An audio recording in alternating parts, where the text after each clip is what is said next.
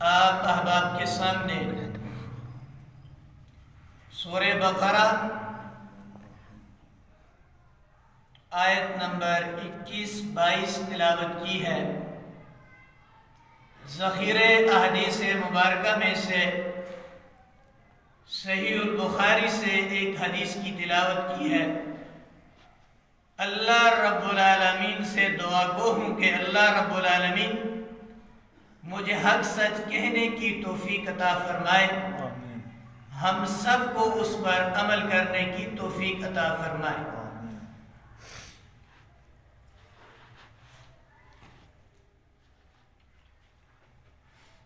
اس سے قبل جمعہ المبارک میں نے عرض کیا تھا کہ جو لوگ صحابہ کرام کو نعوذ باللہ بیوقوف کہا تھا تو قرآن کریم نے خود اس کا جواب دیا، بلکہ یوں کہوں تو بجا نہیں ہوگا کہ اللہ رب العالمین نے خود ان کو جواب دیا۔ قالوا انؤمن كما آمن السفهاء الا انهم هم السفهاء ولكن لا يعلمون۔ بیوقوف یہ نہیں بلکہ بیوقوف تم خود ہو، ولكن لا يعلمون، اور تمہیں اس چیز کا شعور نہیں ہے، تم اس چیز کا علم نہیں رکھتے۔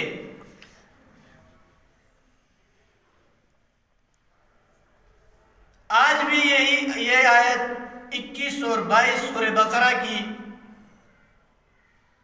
نزول قرآن کے وقت اور اس آیت کے نزول کے وقت مہاجرین اور انصار کی ایک بہت بڑی جماعت صحابہ کرام کی مخاطب تھی جب یہ آیت نازل ہوئی، اور اس کے مصداق بھی خود صحابہ کرام رضوان اللہ تعالی علیہم اجمعین تھے۔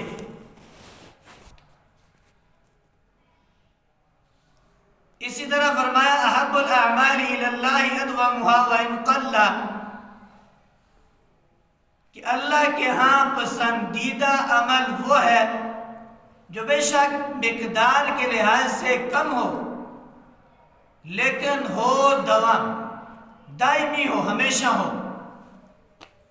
یہ نہیں ہے کہ آج ہم نے رات کو جوش آیا، وضو کیا اور اللہ کے حضور کھڑے ہو کر ہم نے عبادت شروع کی، 1000 نوافل پڑھ لیے اور دوسرے دن فرض نماز بھی رہ گئی، یا ہم نے ایک مرتبہ اللہ کی محبت، اللہ کے محبوب صلی اللہ علیہ وسلم کی محبت میں ہم نے قرآن کریم کی تلاوت شروع کی، رات ختم ہوگی لیکن ہم نے آرام نہیں کیا اور اس کے بعد پھر قرآن کو کھولا ہی نہیں ہے۔ اللہ ایسے عمل کو محبت کی نگاہ سے نہیں دیکھتے۔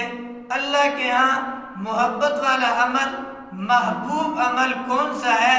بے شک آج تھوڑا ہو لیکن دوام ہو، ہمیشگی اس میں ہو، اللہ ایسے عمل سے محبت فرماتے ہیں۔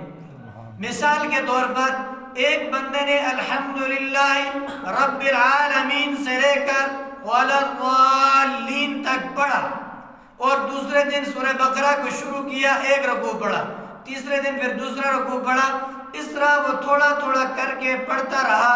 اللہ بھی خوش ہوتے ہیں اور بندے کا دل بھی اللہ کے کلام کے ساتھ، اللہ کی لاریب کتاب کے ساتھ جڑ جاتا ہے۔ جب لاریب کتاب کے ساتھ دل لگی ہو جاتی ہے، دوام مل جاتا ہے، تو پھر انسان کو چھوڑنے کا دل نہیں کرتا، اور اللہ استطاعت سے بڑھ کر کسی بندے کے اوپر بوجھ ڈالتا ہی نہیں ہے۔ ہم سب مسلمان ہیں، ہم نے کلمہ پڑھا ہے لا الہ الا اللہ محمد الرسول اللہ۔ اب جب ہم نے یہ کلمہ پڑھ لیا، اب ہمارے اوپر احکام شرعیہ ہمارے اوپر لازم ہے۔ آپ صلی اللہ علیہ وسلم نے فرمایا الکیس من دان نفسہ وعمل لما بعد الموت، کہ مسلمان، آپ صلی اللہ علیہ وسلم نے فرمایا کہ مسلمانوں کے لیے یہ دنیا جو ہے یہ قید خانے کی طرح ہے، یہ دنیا الدنیا سجن المومن و جنت الکافر، دنیا مومنوں کے لیے قید خانے کی طرح ہے اور کافروں کے لیے جنت کی طرح ہے۔ اس کا مطلب یہ ہے کہ دنیا مومنوں کے لیے قید خانہ کیسے ہے اور کافروں کے لیے جنت کیسے ہے۔ دنیا مومنوں کے لیے قید خانہ اس اعتبار سے ہے، انسان ہونے کے ناطے انسان کے اندر خواہشات ہوتی ہیں، انسان کے اندر جو خواہشات ابھرتی ہیں، انسان کے اندر جو خواہشات جنم لیتی ہیں، تو پھر انسان سوچتا ہے، جو مسلمان ہوتا ہے وہ سوچتا ہے کہ آیا میرے رب کا اس میں حکم کیا ہے، میرے رب کی اس میں رضا کیا ہے، اس میں میرے محبوب صلی اللہ علیہ وسلم کی رضا کیا ہے، کیا میرا رب مجھے اس کام کو کرنے کا حکم دیتے ہیں، کیا میرے محبوب صلی اللہ علیہ وسلم اس کام کو کرنے سے خوش ہوتے ہیں یا نہیں ہوتے۔ یہ ہے مسلمان، آپ جو اندر خواہشات ابھرتی ہیں، پھر اس کے بعد وہ اس پاک کتاب کا سہارا لیتا ہے، وہ پھر مسلمان آپ صلی اللہ علیہ وسلم کے طور طریقے کو، زندگی کو، کردار افعال کو دیکھتا ہے۔ اگر اس سے کوئی چیز وہ ثابت ہے، ملتی ہے، تو پھر انسان وہ کرتا ہے مسلمان۔ اور کافر جو دل میں آیا، جیسے جی چاہ وہ کرتا گزرتا ہے، مسلمان اس کی رہنمائی حاصل کرتا ہے۔ اس لیے مسلمانوں کو یہ فرمایا کہ یہ مسلمانوں کے لیے دنیا جو ہے یہ قید خانہ ہے اور کافروں کے لیے جنت ہے۔ تو برادران محترم، سامعین مکرم، صرف ہم کلمہ پڑھ کر اسی پر وہ ڈٹے رہیں، اس میں کوئی شک نہیں ہے۔ کلمہ پڑھنے والا، اس کے اوپر ایمان لانے والا، اس کے اوپر اپنے احکام زندگی گزارنے والا، احکام شریعہ کے مطابق چلنے والا، بلکہ حدیث مبارکہ میں آتا ہے ایک مسلمان جب کلمہ پڑھتا ہے، لا الہ الا اللہ محمد الرسول اللہ پڑھتا ہے، تو وہ کلمہ ایک دیوار کی شکل بن کے عرش معلیٰ کے سامنے کھڑا ہو کر یوں عرض کرتا ہے، یا اللہ، آج ایک بندے نے، آج ایک مجلس میں آپ کے بندوں نے لا الہ الا اللہ محمد الرسول اللہ آپ کا ورد کیا ہے، آپ کی توحید کی گواہی دی ہے، آپ کے محبوب صلی اللہ علیہ وسلم کی رسالت کی گواہی دی ہے، یا اللہ۔ تو دیوار جب ہلتی ہے تو اللہ فرماتے ہیں رک جاؤ، وہ کلمہ، وہ دیوار کو کہتی ہے، یا اللہ میں کیسے رکوں، جس نے کلمہ اخلاص کے ساتھ آپ کے حکموں کے مطابق دل سے پڑھا ہے، تو آج ان کی جب تک مغفرت نہیں ہوگی میں اس وقت تک ہلنا نہیں چھوڑوں گی۔ تو اللہ فرماتے ہیں جا، آپ کی سفارش کو میں نے قبول کیا، ان بندوں کو میں نے بخش دیا۔ اور پھر اس کلمے کے ساتھ ساتھ مسلمان کے اوپر نماز فرض ہے۔ اللہ رب العالمین نے سورہ ماعون میں فرمایا فویل للمصلین، ہلاکت ہے ایسے نمازیوں کے لیے جو اپنی نمازوں سے غفلت کرتے ہیں، جو اپنی نمازوں سے کیا کرتے ہیں؟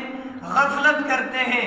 وہ رب، اب یہ اللہ رب العالمین فرما رہے ہیں یا ایھا الناس، اے لوگو، اعبدو، عبادت کرو، ربکم، اپنے رب کی، الذی، وہ ذات، خلقکم، جس نے تمہیں پیدا کیا، والذین من قبلکم، اور تم سے پہلے والے لوگوں کو پیدا کیا، لعلکم تتقون، کیوں عبادت کرو؟ تاکہ تم متقین ہو جاؤ، تاکہ تم کیا بن جاؤ؟ متقین بن جاؤ، پرہیزگار بن جاؤ۔